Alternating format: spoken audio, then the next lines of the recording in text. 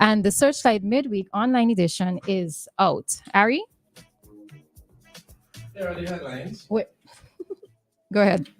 Here are the headlines. Barely residents left traumatized by gunpoint robbery of Teachers Credit Union. Government says no to some measures proposed by the IMF. 5 water supply systems now designated as red as drought conditions worsen. CXC launches probe into distribution of exam paper. Union Island man decides to drop hot water burning case. Taximan on multiple firearms charges granted $15,000 bail. Police superintendent warns citizens to walk away from conflict. JHS retains ISCCF Bible Quiz title. Primary Pump discusses motivation and employee performance. Floodlights at Arnoldville Sporting Complex to be in place by end of month. Searchlight, journalism you can trust. Check us out online at searchlight.vc. 99.9 WEFM. Activated mornings on WEFM 99.9 is on now.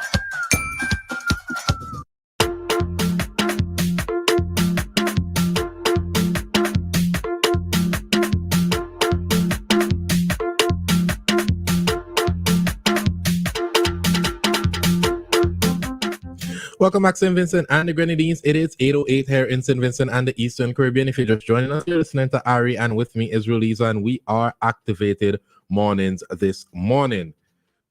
Now, one of the most popular events that are being promoted here in St. Vincent and the Grenadines is the ICC T20 Cricket World Cup.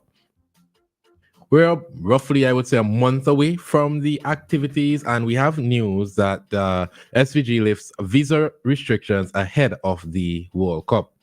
I'm reading a story from IWN, and it states, St. Vincent and the Grenadines has lifted visa requirements for cricketing countries except Afghanistan ahead of T20 Cricket World Cup, Prime Minister Ralph Gonsalves has announced. Gonsalves told Parliament during the debate on the ICC Cricket World Cup West Indies bill on Thursday that his government lifted those restrictions on Wednesday, but is spending a lot of time addressing the security question. And we are doing so within a regional context, and our allies, particularly the United States, Canada, Britain, France, and the Netherlands, because we have to have it safe, he said. Prime Minister said some countries have a lot of countries which playing cricket where they require visas. That sentence don't sound right. Some countries have a lot of countries which playing cricket where they... Okay, maybe it's a typo on IWM. But he noted that of the countries in the Cricket World Cup, only Afghanistan passport holders require a visa to enter SVG. Gonsalves, who is also the Minister of National Security, noted that about 4 weeks ago, his government imposed visa requirements on Nepal and Bangladesh, 2 cricketing nations. We had done so on Bulgaria also because there are 2 aircraft, one coming out of Nigeria and one coming out of Dubai by way of Morocco, wanted to bring several hundred people here, including a number of Indians. He said the passengers were heading to Nicaragua, and the pilots were Bulgarians, as was the registration of the aircraft. Gonsalves said there were a lot of Nepalese and Bangladeshis on board, so Kingstown imposed visa restriction on those countries. They were from India too, but the same week I was seeing the Indian ambassador, and we are dealing with that in a different way, the Prime Minister said. He announced on Wednesday that Cabinet removed the visa restrictions. It had purpose for us to stop any of these people who want to come essentially where there was some trafficking. It looks to me as though it was going to be trafficking in persons, looks to us in the security forces. Gonsalves said that Jamaica had the same problem with another set of people recently who landed in the country, or we discussed that on Activated Mornings. Now, last week, there was in the news cycle that the cricket on a whole had received some threats. Oh, really? So, what's that? And I said, oh, really? I didn't know that. Oh yes, Yeah. yes. Someone actually said it on calling activated morning and noticed it.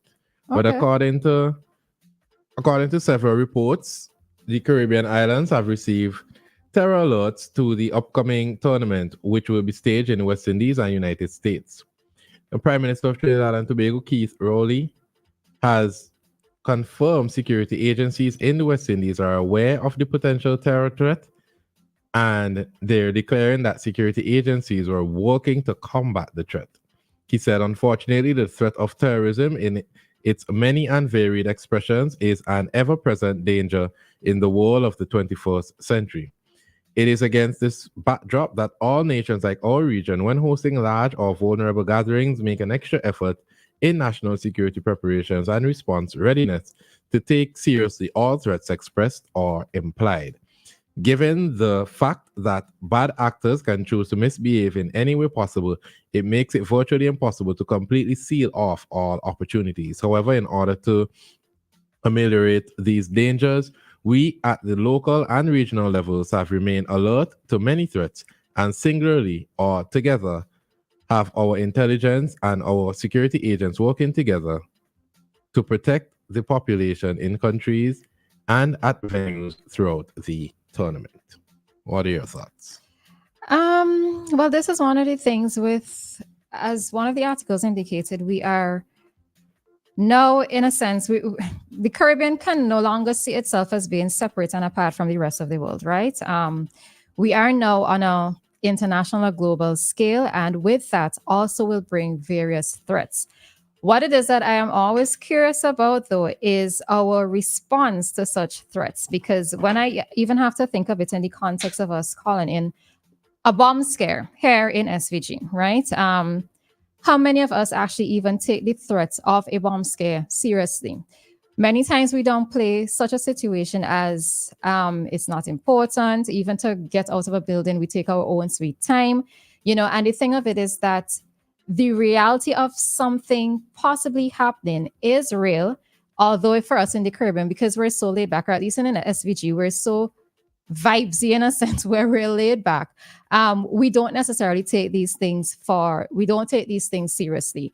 And in this case, when we have persons who are coming in from different countries that may in their own right have their own internal conflicts, it makes me wonder in terms of our responses to such threats. How serious would we take them, and how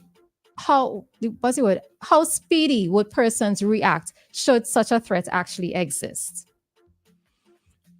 I'm wondering, as it relates to the visa restrictions.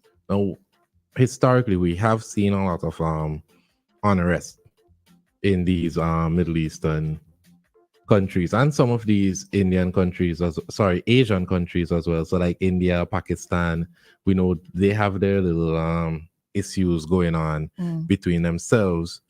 But I don't know if maybe I'm in a box, but I can't remember these terrorist attacks or these security threats pouring over into cricket. I feel like cricket has been one of those sports that person's like, yeah, we don't touch cricket. We whatever it is, we leave that to the side and we play cricket.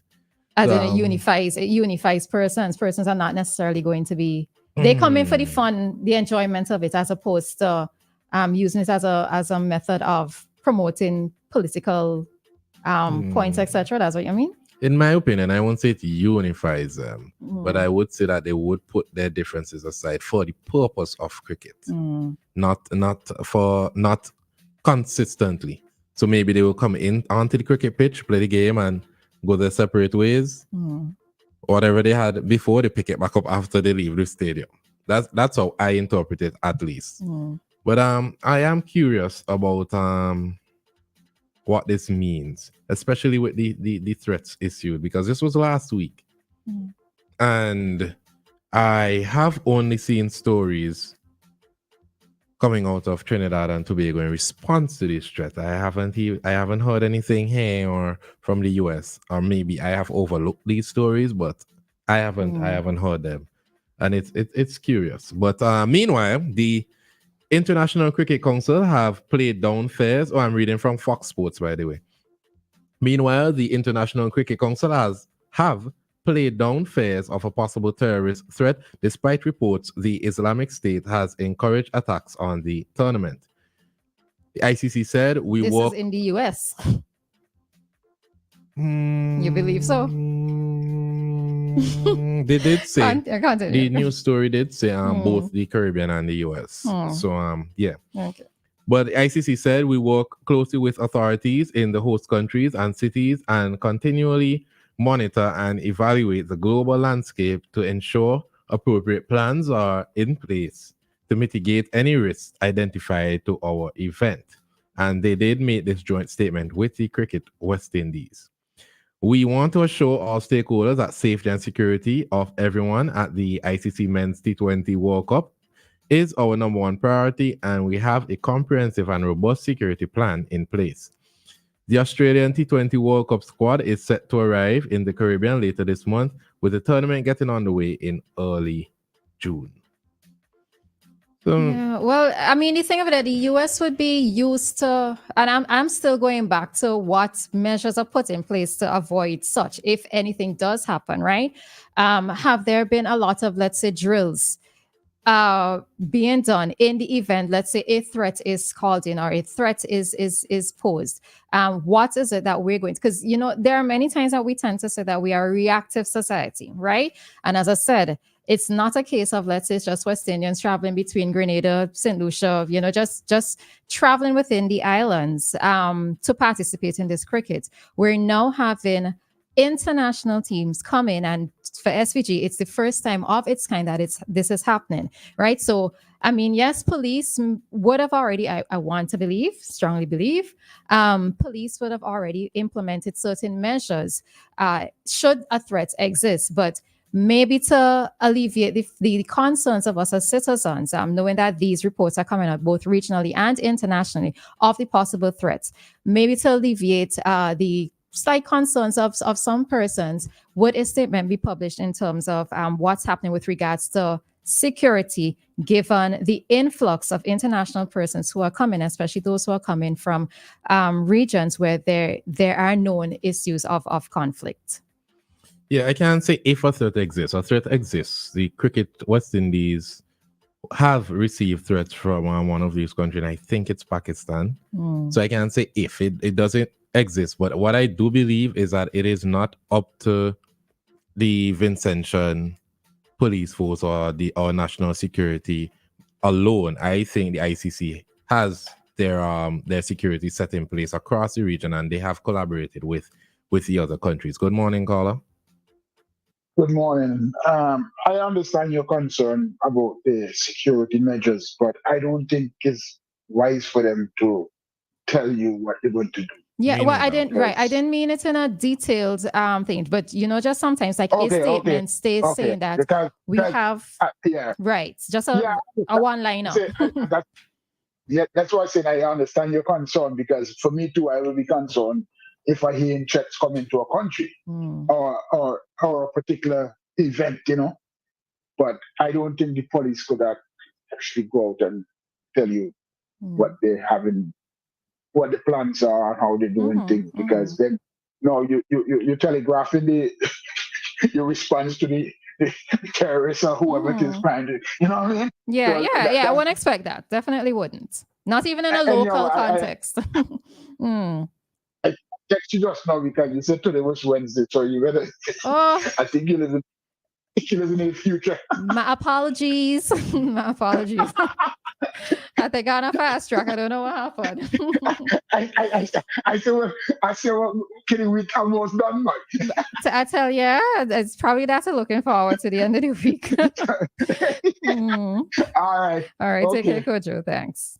Yeah, I do think that I'm already seeing it from ICC in terms of the marketing, that it is superior, and I do believe that the security budget is a lot larger than the marketing budget. So I do believe they would provide guidance for whatever.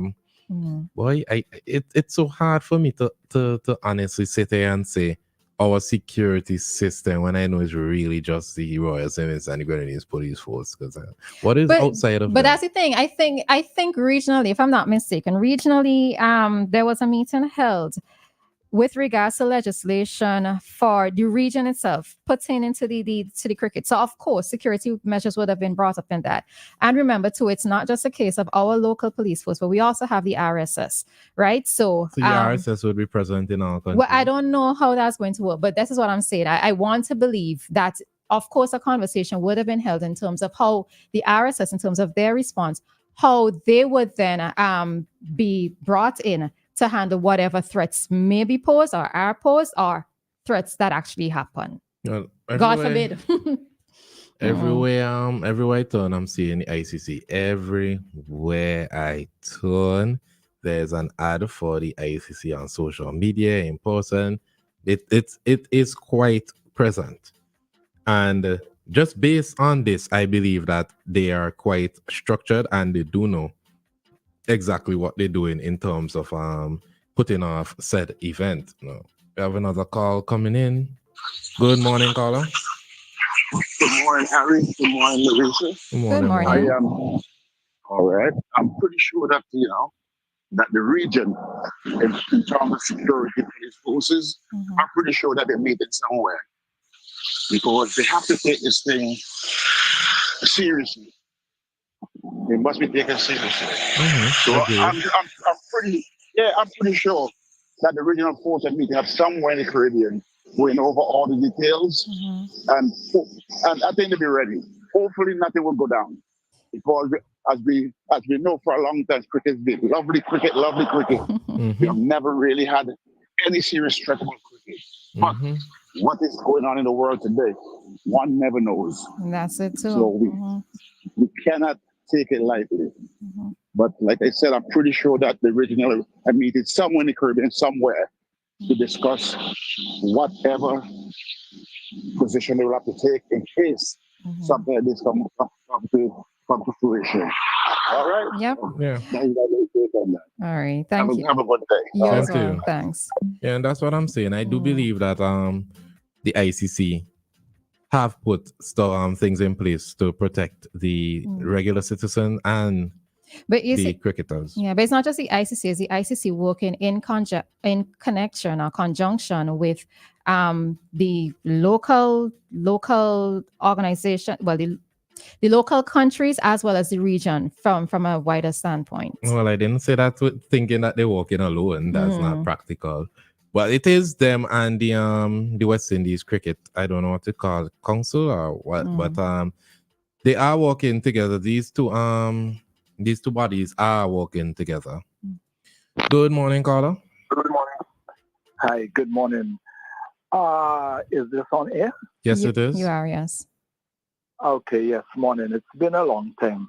But I just heard you talking something about the security measures.